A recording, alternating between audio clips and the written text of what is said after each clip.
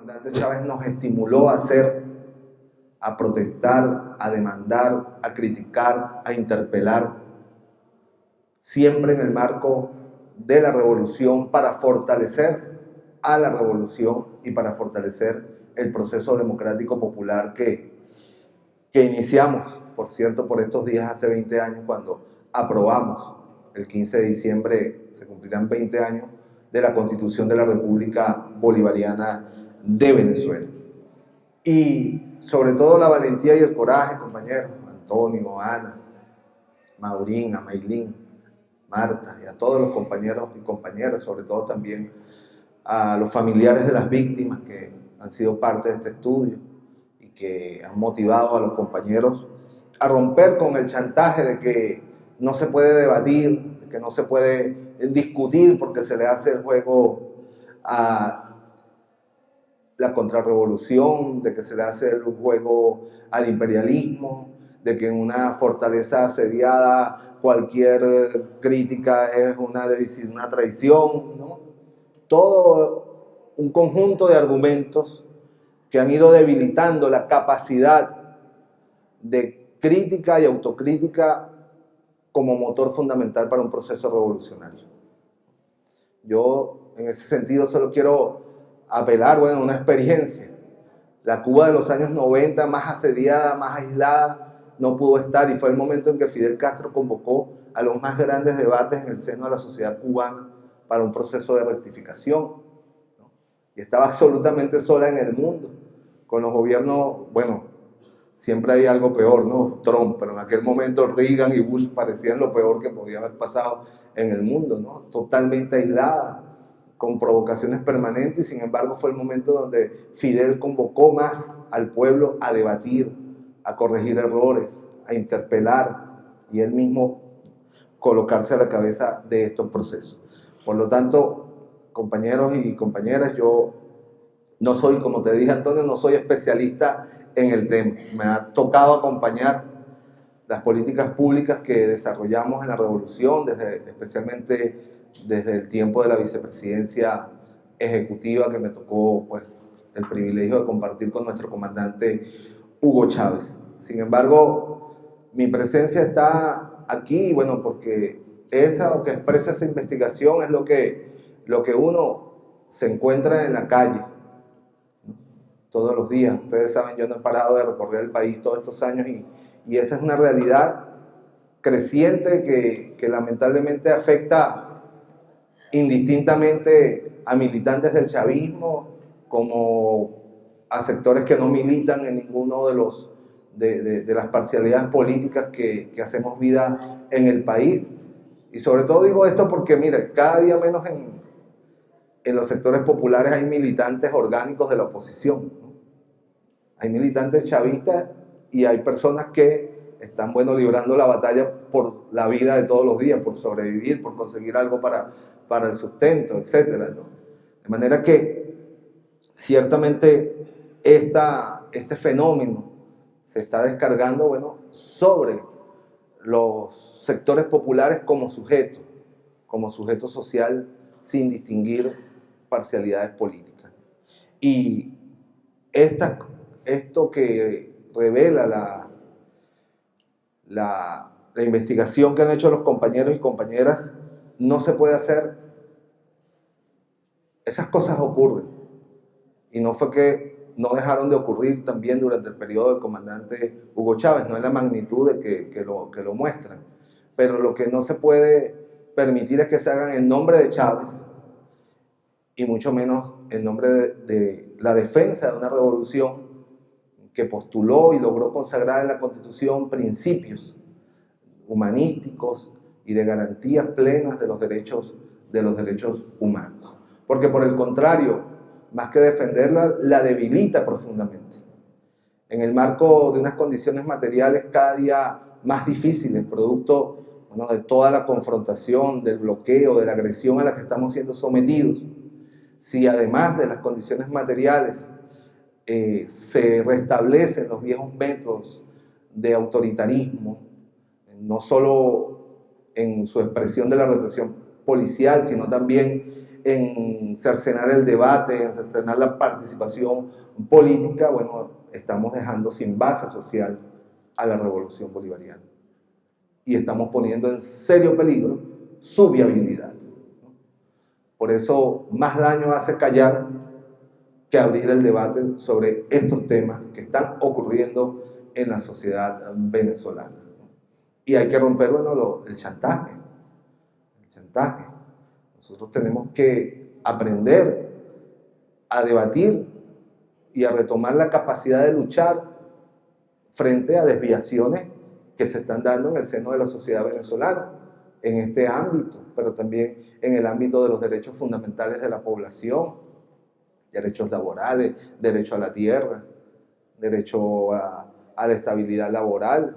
Todos esos son temas que, bueno, una confrontación como la que estamos viviendo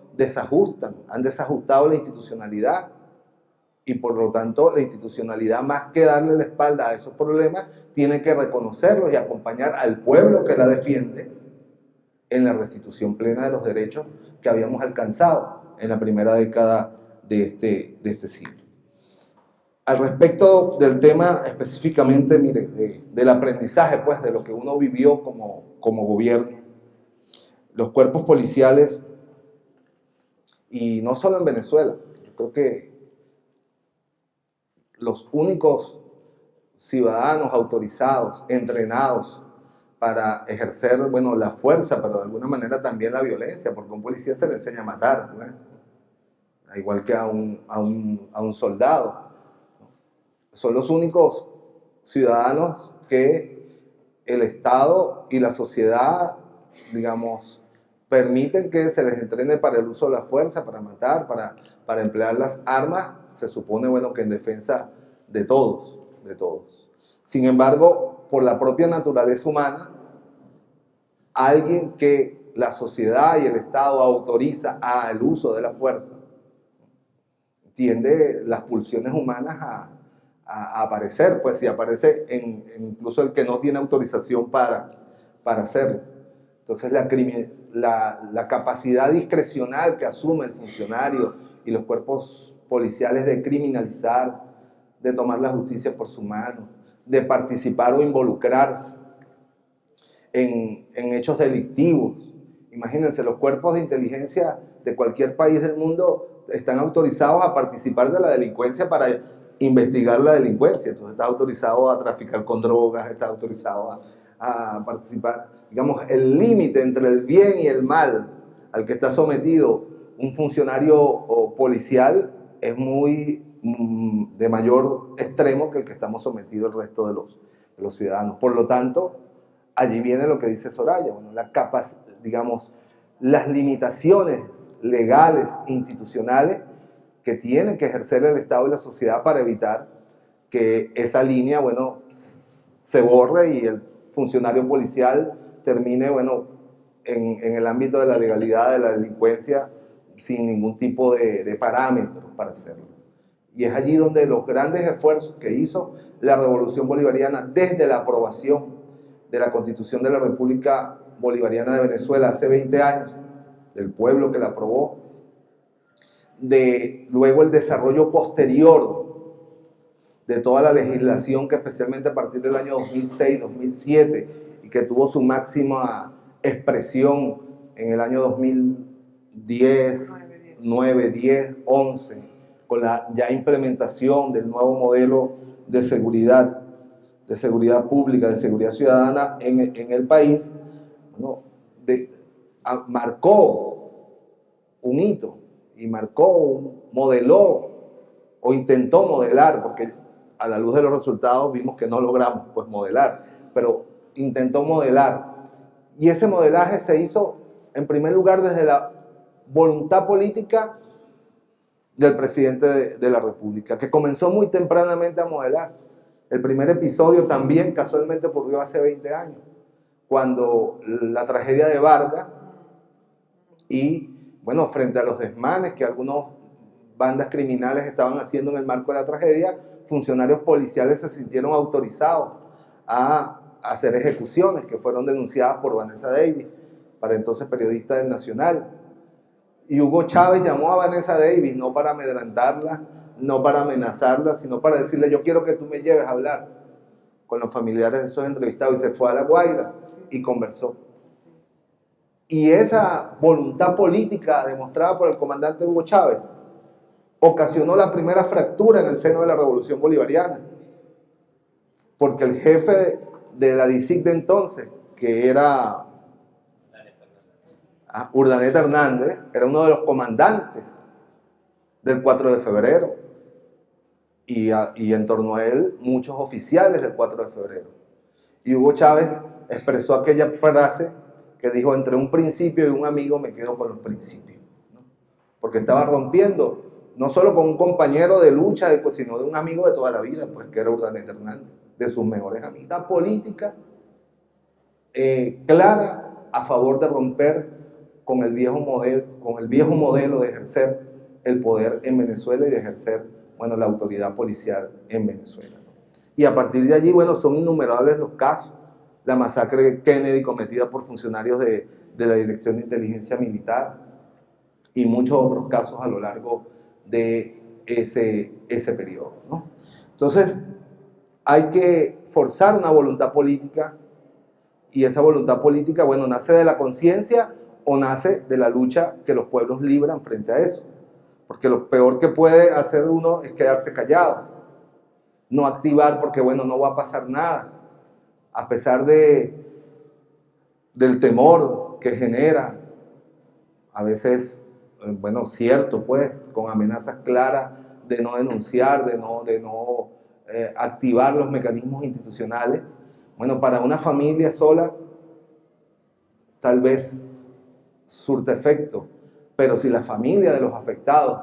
comienza a coordinarse, comienza a unificarse y comienza a demandar, como tiene derecho a hacerlo en el marco de la Constitución y las leyes, ante los organismos, aunque estos no respondan en una primera instancia, en la medida en que sientan la presión de mayor fuerza popular, van a comenzar a activar. Nosotros lo logramos en la Cuarta República. Al final, casi ningún caso se resolvía, pero al final fuimos creando una conciencia, digamos, los compañeros que eran activistas de derechos humanos y quienes lo acompañábamos, pues, desde el movimiento estudiantil, desde el movimiento popular, a impulsar el freno a una tendencia, bueno, sistemática, sí, entonces, de agresión permanente contra los sectores populares por parte, especialmente en aquel entonces, de la policía metropolitana, ¿no? Entonces yo creo que hay que activar y promover la denuncia, y el Estado no tiene por qué asustarse frente a eso. No es ni una conspiración, ni es una acción de los organismos de inteligencia del imperialismo, de la CIA, no. Es un derecho básico de alguien que siente que su familiar fue ultimado, digamos, de manera ilegal, de manera injusta, de manera arbitraria, y que, bueno, reclama justicia, y que la justicia actúe y se clarifique si ciertamente, bueno, hubo una responsabilidad, un uso discrecional de la fuerza por parte de los organismos policiales, o bueno, o si hubo el supuesto enfrentamiento y resistencia a la autoridad del que se llama, ¿no? Ahora bien, ir creando cada día más la conciencia en el seno de nuestro pueblo, de nuestras organizaciones populares, de la necesidad de acompañar esos procesos para fortalecer las políticas, digamos, de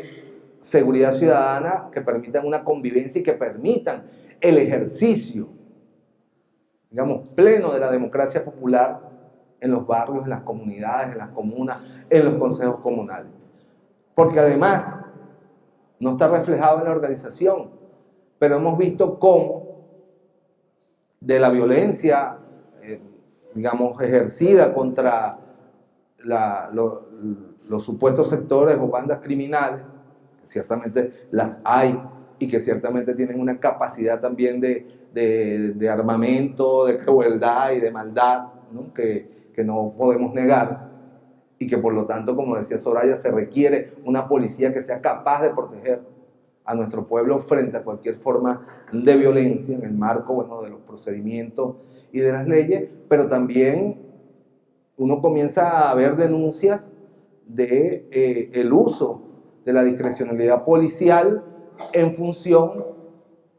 de protestas sociales, y no estoy hablando de protestas para tumbar al gobierno, estoy hablando de protestas sociales legítimas que se dan en el seno de una comunidad, por agua, de los campesinos por tierra.